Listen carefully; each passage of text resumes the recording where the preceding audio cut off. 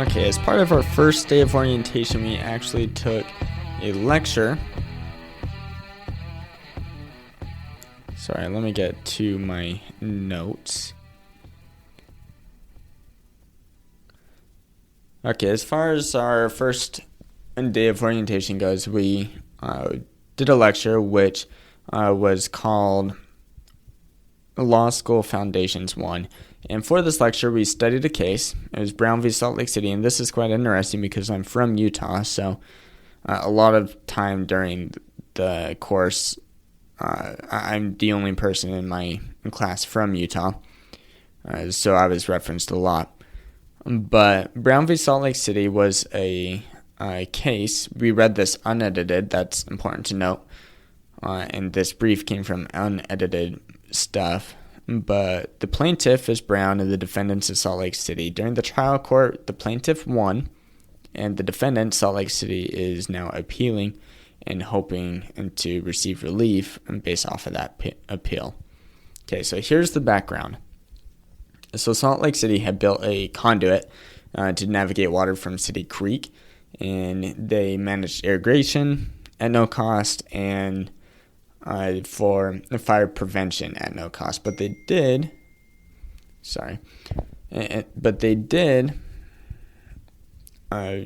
charge for domestic use. So if you were for drinking water, they made a charge there, or for showers, those kind of purpose. So when the water wasn't needed, they would have it flow in one way, and when it was needed, or if there was too much, then they would have it flow another way. There was a conduit that was built, and then a school that was built close by, and a grate that was built over the conduit. But over time, it became damaged, and the students would play in it. They would think it's fun because they would go underground, and it was dark and cool and exciting. But one of these days, the boy, Marcus Brown, was the son of the plaintiff, was playing in it, was last known to be seen at a certain time, and then found later passed on in the conduit from damages that were occurred there. And so the mother sued the city for negligence. And so there were 4 legal questions that the city is bringing in the defense. First is the city... Sorry. The first is the plaintiff never filed a claim. The second is... these are what the defense is claiming. First, the plaintiff never filed a claim, so it's pretty much a moot case. They have no standing because they didn't follow the rules. Second, the function of the waterworks is done as a governance instead of a corporation. Third, if it is found that the city functioned as a corporation instead of governance, they would not be found negligence. And fourth, if the city was negligent, then the mother was also negligent, and the city would not be held liable for the trespass of the boy.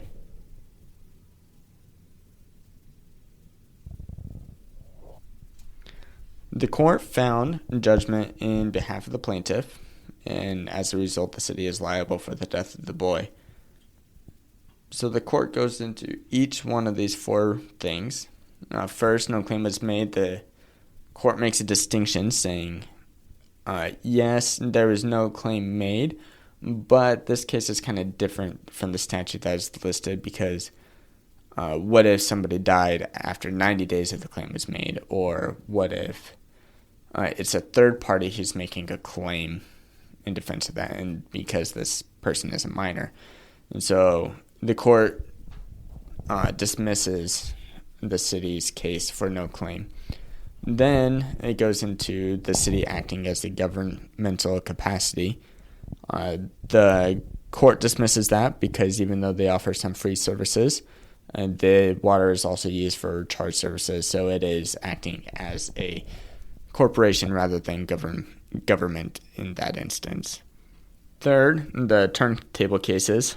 This is the part that I have a little bit of a confusing with, but I still go over it. The turntable cases make a party liable for the damages incurred on a minor on their property, even if the minor was trespassing. The court here adopts the turntable cases to an extent. They say not every single common thing is going to be found as liable, but for the most part, if it's enticing, if it's uncommon, exciting, and alluring to the child, then the person may be found liable for having that, for not making sure that there's proper defense against injury. And fourth, they argue that if they are found as negligent, the city argues that if they are found as negligent, then there's also contributory negligence to the mother, and if there is that, then the court would not be held liable for those damages because that would go over to the mother. And the jury found that there was no negligence on the mother's behalf, and so the city is fully liable for all of this, and the appeal chose not to address that any further. Okay, so now let's go into the lecture just a little bit to discuss what's different about the lecture and what's different about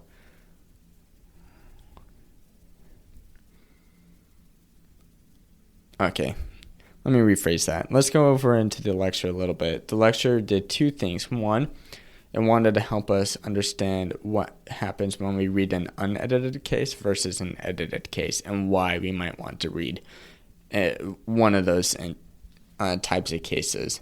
So during the lecture, we were actually given this case again, and we read the unedited case before lecture, and during lecture, we read an edited case that focused only on the third and the fourth principles listed.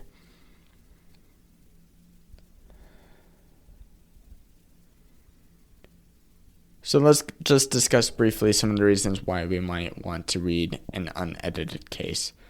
Well, an unedited case is useful for legal research and legal writing specifically because an unedited case is considered a primary source when you're citing the law.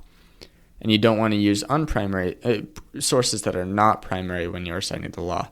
So as a legal student, you may read some unedited cases, but it's going to be mostly legal writing.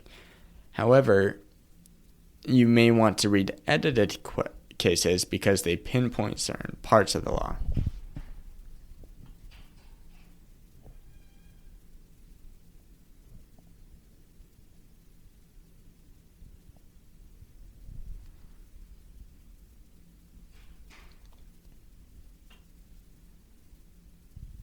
Sorry, somebody walking by. You may want to read certain parts of you may want to read edited cases because they pinpoint certain parts of the law. By doing so, you can actually study that principle more fully, and that's why a lot of case books will do. They'll take several edited cases to pinpoint the principle that they're trying to state and share that with law students so that they can learn that principle. So you'd use edited cases mostly for learning, so that they can be put as a secondary source, such as in a casebook. And you use unedited cases for legal writing and research. And so that's really what we talked about during that case is what do lawyers read versus what do law students read, and why would you read certain cases and why would you not read other cases.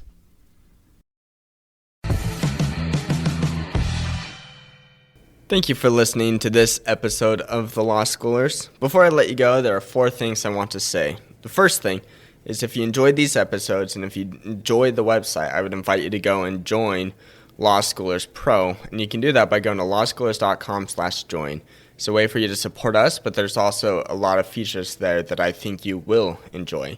Second thing is that nearly all of our episodes are unedited. The only ones that aren't are pre-law materials, and the reason for that is so you can actually see the legal material in its raw form as I'm learning it as well. The third thing is that the information contained in these episodes are specifically only for educational purposes.